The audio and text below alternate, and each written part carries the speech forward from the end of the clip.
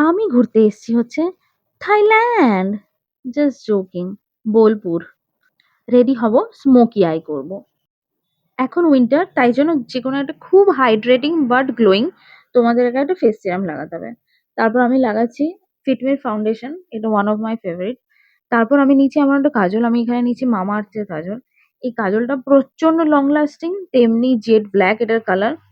আপার lead lower লিডে ভালো করে apply করব, তারপর একটা ডার্ক ব্রাউন কালার নেব।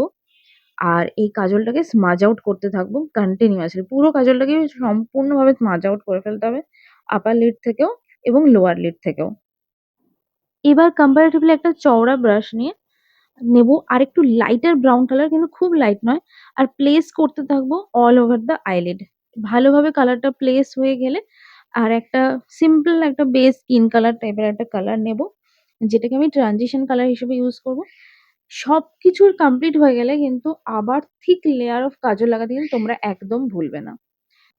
তো একটা চোখে যা এঁকেছি উল্টো চোখে জেরক্স করে ফেরত আসছি।